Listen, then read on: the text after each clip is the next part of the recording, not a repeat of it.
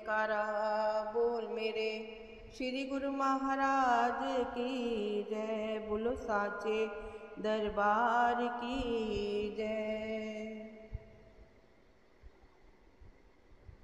प्रेम भरी जय सदानंद जी। श्री लीला।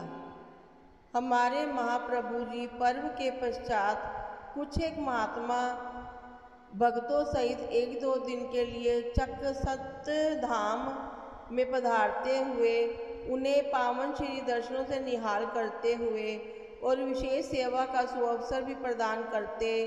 ऐसे ही एक बार सायंकाल कुछ महात्मा भक्तों सहित यहाँ कृपा फरमाई। प्रेमियों ने गुरु महिमा के भजन गाए। सबको प्रसाद आप उन्हें एक बगीचे में ले गए। फरमाया कि बगीचे में जितनी झाड़ियाँ लगी हैं सब उखाड़ कर बाहर फेंको और पूरी सफाई करो। श्री आज्ञा पाकर सब सेवा में जुट गए। आप स्वयं भी वहाँ एक कुर्सी पर विराजमान हो गए। सब प्रेमी पूर्ण उत्साह से झाड़ियाँ काटने लगे, झाड़ू लगाने लगे। इस प्रकार सफाई का कार्य आरंभ करवाकर आप अपने कक्ष में आ गए। इधर कुछ ही पलों में उस बगीचे की सफाई पूर्ण हो गई। प्रेमी जन सेवा कार्य निपटाकर सत्संग भवन की ओर चले गए।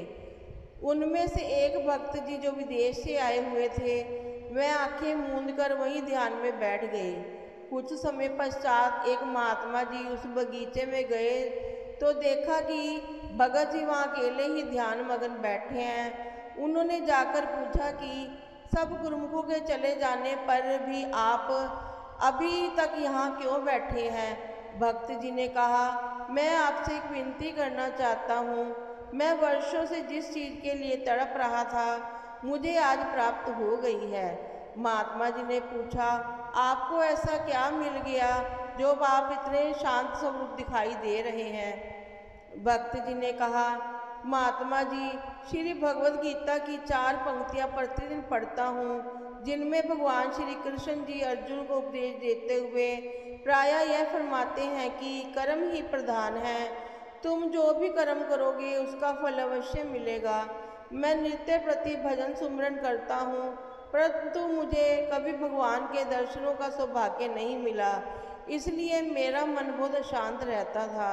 आज जब महाप्रभु जी सब गुरुमुखों से बगीचे में सेवा करवा रहे थे, स्वयं विराजमान होकर सुंदर दर्शन दे रहे थे, प्रसाद दे रहे थे, तब मुझे अपनी आँखों के सामने वह सारा दृश्य दिखाई दे रहा था जो भगवान श्री कृष्ण ने अर्जुन से कहा था। ऐसा लग रहा था कि जैसे श्री गुरु महाराज जी भगवान श्री कृष्ण के रूप में सामने कुर्सी पर विराजमान होकर सबको श्री दर्शन दे रहे हैं और सबसे उनके पूर्व पुण्य कर्मों के अनुसार सेवा करवा रहे हैं। आज इस लौकिक रूप में उनके दिव्य दर्शन करके मेरा बिल्कुल भी ध्यान भंग नहीं हुआ और मेरा मन बिल्कुल शांत हो गया। महापुरुषों की कृपा के फलस्वरूप ही ज्ञान का भानु उदय होता है जो अंतर मन में उजियारा कर देता है। बोलो जयकारा बोल मेरे श्री गुरु महाराज की जय। बोलो साचे दरबार की जय। बोलो आनंद कंद भगवान